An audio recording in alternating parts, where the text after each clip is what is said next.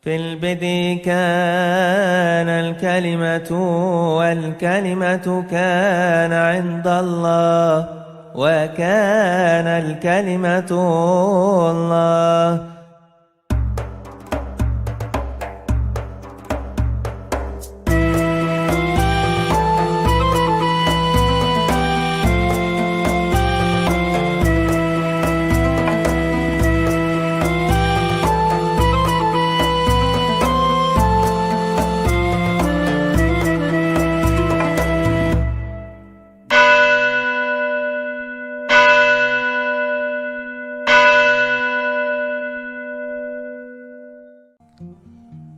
Shalom para sahabat Bambang Nursyana Channel. Terima kasih Anda selalu setia mengikuti channel resmi YouTube saya. Silahkan share seluas-luasnya, like dan berikan komentar agar setiap orang dibantu untuk menemukan informasi yang benar tentang kebenaran firman Tuhan. Tuhan memberkati kita. Shalom.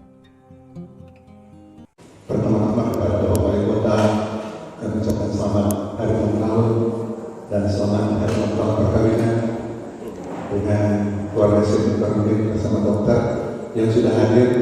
Mengucap syukur kepada Tuhan. Tentunya kita semua akan mendoakan Bapak Wali Kota Senior besar dan Ibu yang berbahagia pada hari kemarin dan hari ini. Dan saya tertarik sekali dengan Pak Dr. Bambang Nursyana yang sudah memaparkan beberapa hal tadi tentang kenapa orang Cina makan babi, kenapa orang Muslim tidak makan babi, nah kenapa orang Yahudi bekerja pada hari Sabat dan orang Kristen kebanyakan pada hari Minggu atau hari pertama Minggu. Yang saya mau tanyakan, apakah tulisan Nabi Musa yang kita tahu bersama, kita di sini sebagai hamba Tuhan tahu persis tentang 5 kitab Musa, Kejadian, Keluaran, Kematian, Ulangan. Tadi Bapak Dr. Bambang Musa sudah berikan ulasan tentang Imamat pasal 11. Ada petunjuk Tuhan, ada yang terang, ada yang gelap. Apakah pertanyaan kami, tulisan Nabi Musa itu dalam buku itu masih relevan atau sudah usang? Mohon jawaban dari Bapak Dr. Bambang Nursyana. Saya sebagai seorang penulis literatur sejak tahun 2017 saya dipensiunkan oleh Gereja Advent, tapi sekarang saya masih tetap misioner volunteer. Saya sebagai anggota FKUB di Kota Tomang. Terima kasih. Terima kasih. Tadi ada yang belum saya jawab ya, dari Pak Daniel tentang klaim bahwa Allah itu miliknya Islam. Apakah kira-kira penggunaan kata itu di Indonesia itu bisa diteruskan atau tidak atau bagaimana? Saya kira itu proses inkulturasi, itu proses kontekstualisasi. Tetapi sesungguhnya begini ya, kata Allah itu kognit dengan bahasa Ibrani Elohim. Jadi sebetulnya orang lupa loh, kata Allah itu bukan nama diri sebetulnya, bukan the proper name, tetapi the generic name. Kenapa generic name? Itu contoh ini ya. Ketika al itu the sebetulnya, definite article. Ilah itu sembahan. Jadi sembahan yang satu-satunya artinya. Makanya kata al itu ketika dalam bahasa Arab ini, ketika itu dikaitkan dengan kata sifat misalnya, atau masdar ya, ditambahi kean, misalnya kealahan, itu menjadi keilahian, alnya hilang, lahutiyah. Kalau Anda membaca Al-Quran atau Alkitab bahasa Arab ya, misalnya Alhamdulillah, kalau dalam Alkitab Al-Masdulillahi fil ali wa ala artisalam wa bin nasil masarot, kemuliaan bagi Allah di tempat yang maha tinggi dan damai sejahtera di bumi bagi manusia yang berkenan kepadanya misalnya. Itu al-masdu, itu alif, lam, mim, jim, dal. Al-masdu. Li itu artinya kepada. Lah, alnya hilang. Kalau itu nama kan nggak bisa dipotong-potong. Nah, kenapa bisa dipotong? Karena memang al itu bentukan gitu. Nah, tapi orang mengatakan menurut tafsir ini, tafsir itu kan munculnya setelah bahasanya jadi baku. Nah, kita mesti lihat itu melihat arkeologi, tidak cukup hanya melihat perkembangan bahasa Arab zaman sekarang. Ya seperti itu. Kemudian pemakaiannya kapan? Orang Indonesia pertama kali waktu zaman Hindu Buddha itu, orang tidak ada ngerti itu Allah itu apa. Penggunaan pertama orang Islam di Nusantara yang menggunakan kata Allah itu datang sangat terlambat. Diterjemahkan Dewata Mulia Raya. Prasasti itu dari tahun 1380. Orang Islam tidak ada keberatan kata Allah diterjemahkan Dewata, karena Dewata itu hanya ista dewa, sembahan tertinggi. Maka di Alkitab bahasa Batak pun diterjemahkan Debata dari kata Sanskerta. Kedua prasasti Minyeh 7 itu juga dari abad yang sama. Kata Allah itu muncul tapi bersamaan dengan kata Tuhan dan kata Dewata, masih jadi satu di situ. Lalu 1590, tapi itu bahasanya masih belum Latin, masih pakai huruf Arab. Seorang ulama Aceh namanya Asingkili dari kota Singkil, dia menulis tafsir Quran dalam bahasa Melayu yang berjudul Tarjuman Al-Mustafid, di mana kata demi nama Allah Bismillahirrahmanirrahim diterjemahkan dengan menyebut nama Allah, lalu ungkapan Ar-Rabbil Alamin, Tuhan yang menguasai segala makhluk. Jadi muncul kata Tuhan dan kata Allah jadi satu di situ. 1733 kitab bahasa Melayu tinggi, Melayu tapi sudah memakai Melayu yang kelasnya tinggi oleh yang namanya Lydekker. Itulah diterjemahkan misalnya Shema Yisrael Adonai Elohenu Adonai Echad, diterjemahkan dengarlah olehmu hai orang Israel, Tuhan ilah kita, Tuhan itu esa adanya. Jadi kata esa, kata Tuhan, kata Allah itu bukan monopoli Islam. Kita ini saling meminjam lah, bahasanya datang dari India, pakailah di situ bahasa manusia. Manusia itu bahasa apa? Itu bahasa Hindu itu. Manu itu artinya manusia pertama, itu makanya manusia. Jadi Adamnya itu namanya Manu, Hawanya namanya Syatarupa, makanya disebut manusia.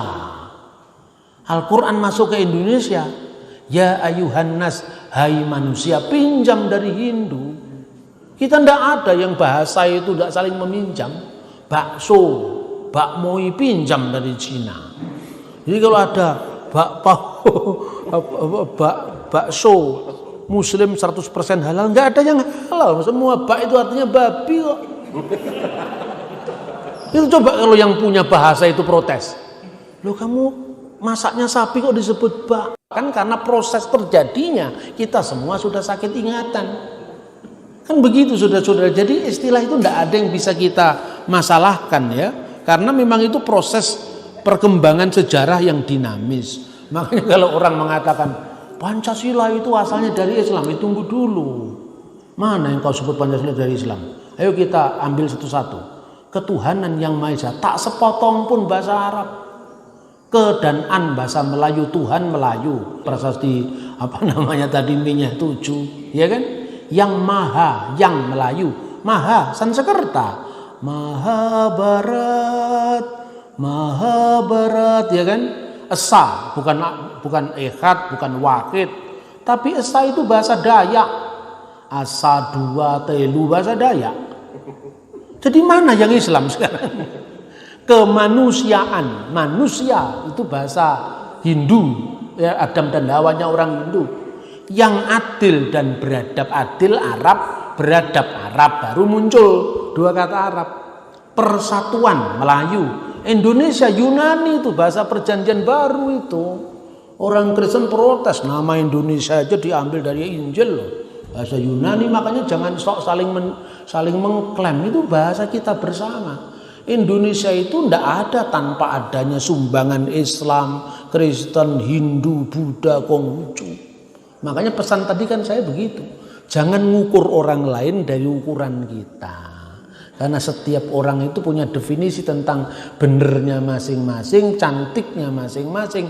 Itu tadi kan babi putar yang saya ceritakan itu. Kalau di Bali rasanya masih kencur. Kalau di sini bener-bener rasa khas Minahasa. Jadi bisa dijadikan kuliner Nusantara. Nusantara yang non-muslim kan gitu kan. Nanti kalau ada misalnya itu kambing guling Nusantara, Nusantara yang muslim kan gitu kan. Semua halal dan semua haram menurut perspektif masing-masing. Indahlah kita ber-Indonesia ini.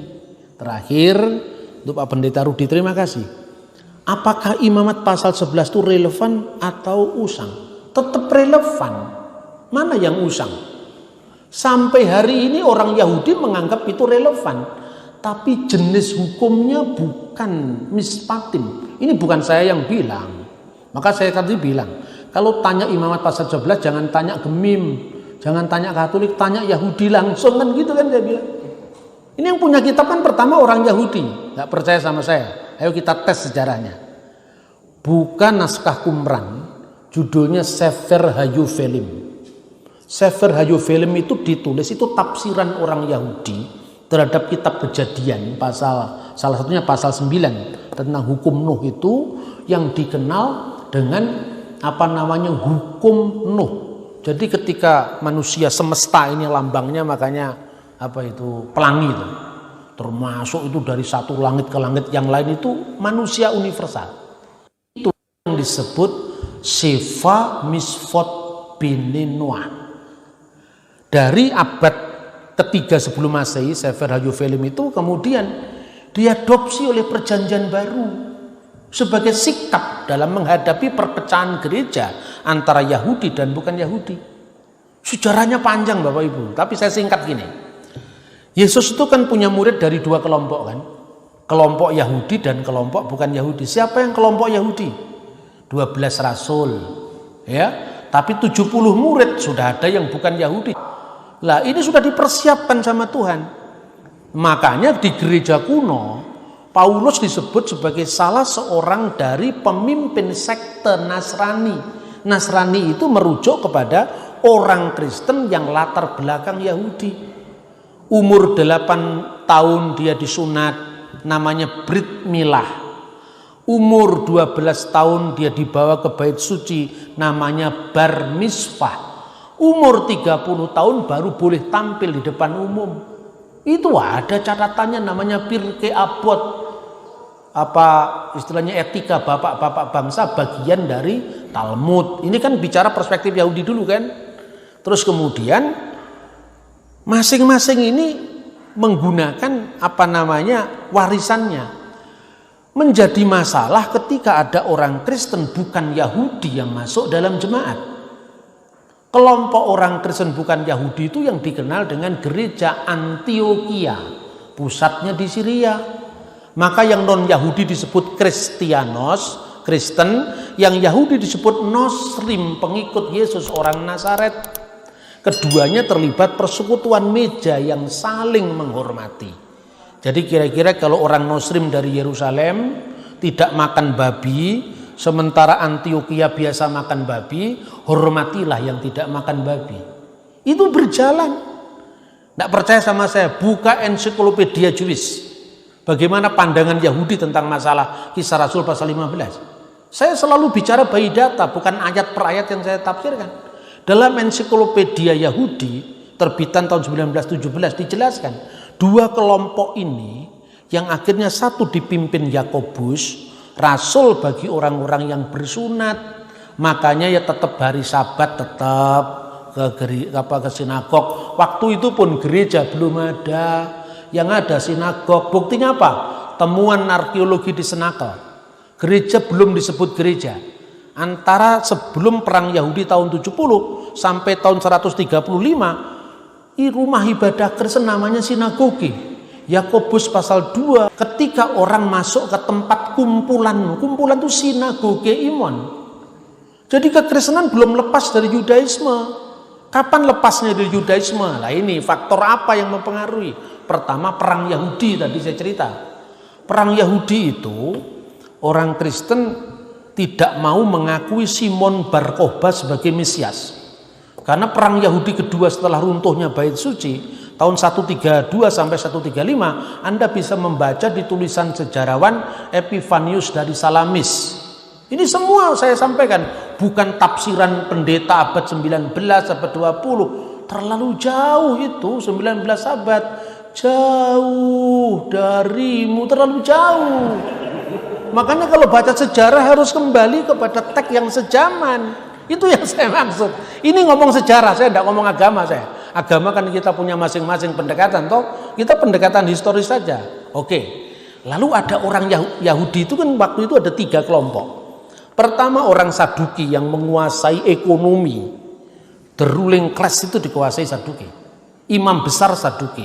Kepala Sanhedrin, mahkamah agama, ketuanya Saduki, yang lain-lain Parisi. Jadi yang hukum Yesus itu ditandatangani imam besar Yahudi dari sekte Saduki. Yang kedua Parisi. Yang ketiga Eseni. Eseni itu kelompok biarawan Yahudi yang tidak menikah itu, yang meninggalkan naskah-naskah laut mati yang usia Alkitab 2000 tahun. Karena aset ekonomi semua sudah diambil sama Saduki, dia kehabisan. Makanya dia melakukan proselitisme nominal supaya persembahannya masuk ke orang Parisi. Itulah yang dikutuk oleh Kristus. Celakalah hai engkau orang-orang ahli Taurat dan orang Parisi, engkau yang mengarungi lautan dan menjelajahi daratan hanya untuk menobatkan satu orang dalam agamamu, tapi setelah itu kau buat dia orang neraka lebih jahat dari kamu sendiri. Herodes Agung hasil dari proselitisme orang Parisi ini. Maka orang Parisi di abad pertama itu misioner sekali. Karena dia terbiasa meyahudikan orang karena motivasi ekonomi atau politik tadi, maka sudahlah yang Yahudi non-Yahudi itu semua suruh jadi Yahudi. Ketika orang Parisi ini jadi Kristen di Kisah Para Rasul, mentalitas lama dia ambil. Kalau orang-orang Kristen bukan Yahudi, tidak menuruti hukum Taurat dan kitab Musa, maka tidak bisa diselamatkan. Kan itu kan? Itu sebetulnya cara lama dia ketika zamannya dinasti abad ketiga sebelum Masehi. Nah, ketika itu gereja bertindak. Sejak kapan hukum Taurat berlaku bagi bukan Yahudi? Tanya sama si Yahudi sendiri.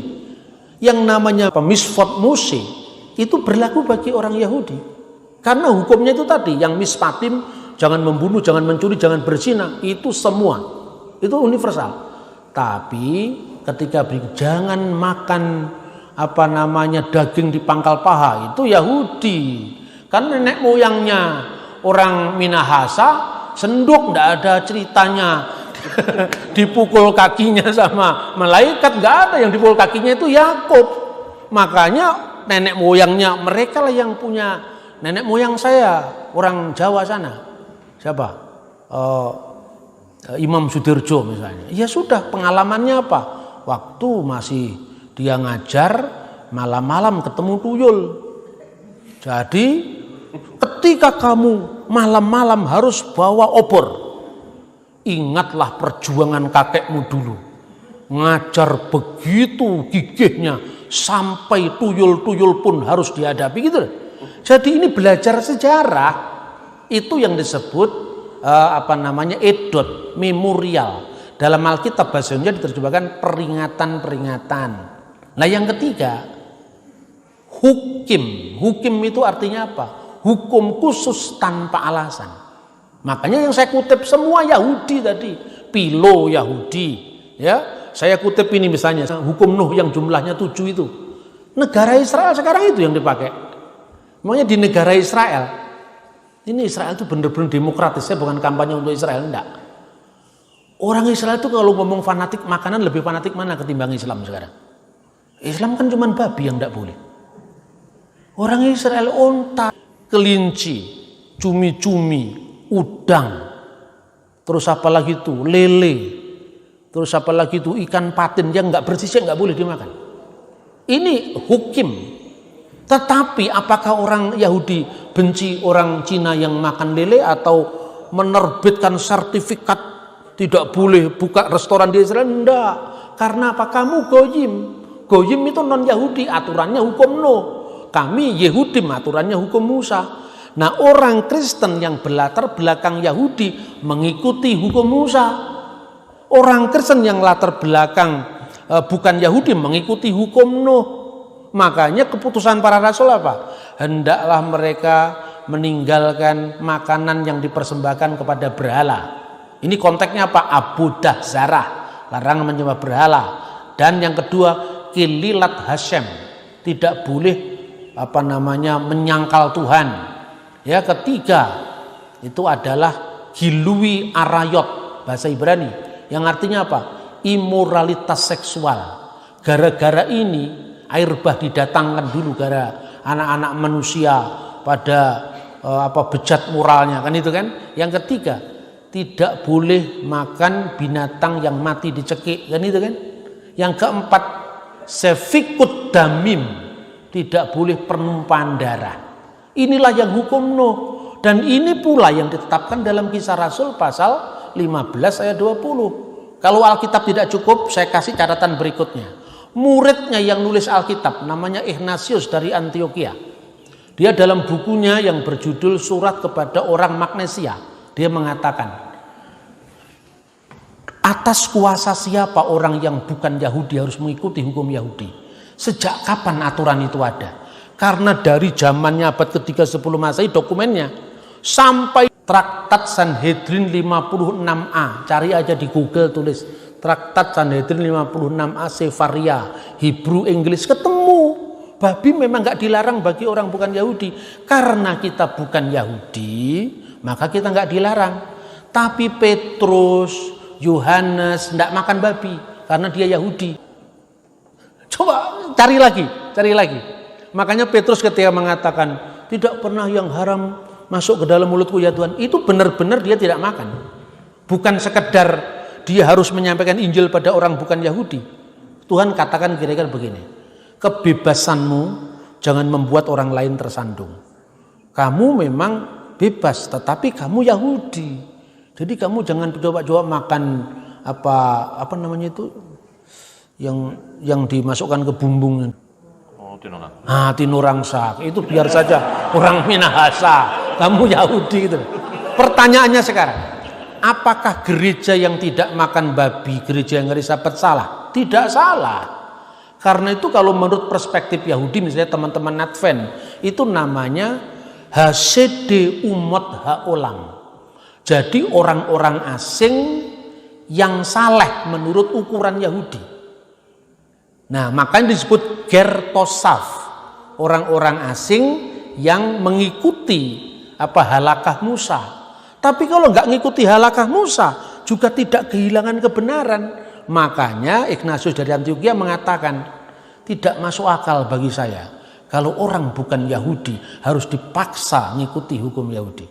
Maka sampai hari ini jangan nyalain gereja Katolik dulu. Di Israel orang Katolik itu ada yang namanya Ivrim Katolim. Orang-orang Katolik Ibrani. Mereka tidak makan babi, mereka tidak makan saksang atau tinurangsak, tidak makan. Mereka punya dua Paskah. Mereka punya dua Paskah. Yang pertama Paskah Keluaran, yang kedua Paskah Kebangkitan Yesus. Karena Paskah Keluaran itu Paskah Yahudi. Itu kan dia orang Yahudi. Lah Paskah saya 17 Agustus. Kan Paskah itu kan pembebasan. Akulah Tuhan Allahmu yang membawa keluar dari tanah Mesir kan. Kalau kita enggak. Atas berkat rahmat Tuhan yang Maha Kuasa didorongkan oleh keinginan luhur. Supaya berkehidupan kebangsaan yang bebas. Itu Paskah kita 17 Agustus. Paskah Yahudi itu keluaran dari tanah Mesir. Tapi di atas Paskah tanah Mesir, Paskah 17 Agustus, ada Paskah segala Paskah. Terbebasnya manusia dari perbudakan dosa-dosa. Makanya dua Paskah. Coba kalau nggak percaya, beli yang namanya Sidur HaPesach. Terbitan Yahudi langsung. Itu sekarang apa yang nggak bisa dibaca di internet sekarang? Ketika orang Yahudi mecah-mecahkan roti, bilang apa sekarang? Apakah dia bilang, inilah tubuh Kristus? Dilempari batu lah dia kalau ngomong begitu. Gitu. Dia bilang apa? Inilah roti sengsara yang dimakan nenek moyang kita di tanah Mesir. Halakma annea diakalu afaktana bi'ar'a Misrayim. Itu Paskah Keluaran. Nah sekarang murid-murid Yesus itu dulunya Yahudi kan.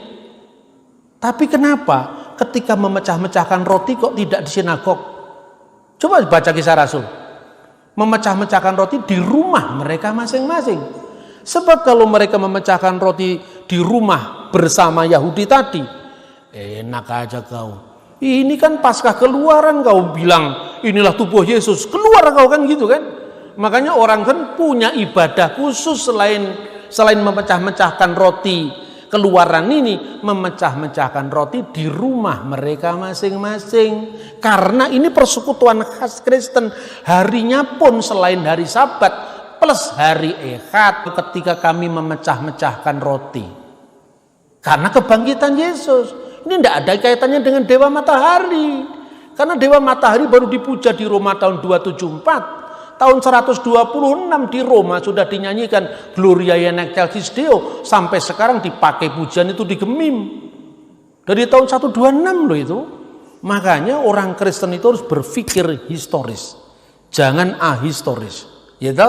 Nah, saya katakan apa yang lain salah? Tidak salah. Tapi lihat konteksnya masing-masing. Ya, saya ketika bertama dengan teman-teman Katolik Ifrim, ya saya tidak mengikuti gojim saya, tidak mengikuti gereja ortodok yang memang asalnya dari non Yahudi. Saya mengikuti mereka dengan respek, hormat. Doanya diawali dari Baruch atah Adonai Eloheinu melech haolam Elohe Abraham Elohe Yitzhak Elohe Yakub. Yahudi betul itu. Tapi mereka selain hari Sabat juga punya hari Minggu. Karena hari Sabat itu hari ibadah sabda, hari ibadah firman, hari Minggu hari memecah-mecahkan roti gitu loh. Indah keberagaman itu. Maka kekristenan itu jangan saling meniadakan. Mari kita saling melengkapi. Bahkan yang belum lengkap itu pun juga kita harus rangkul semua. Ciptakanlah harmoni. Karena betapa mahalnya kerukunan itu. Ya artinya kita tidak bolehlah kita menghebat-hebatkan atau menajam-najamkan perbedaan. Rasanya 1000 teman itu selalu kurang. Kan begitu kan? Satu musuh terlalu banyak untuk kita. Tuhan memberkati kita, saya kira itu. Mari kita akan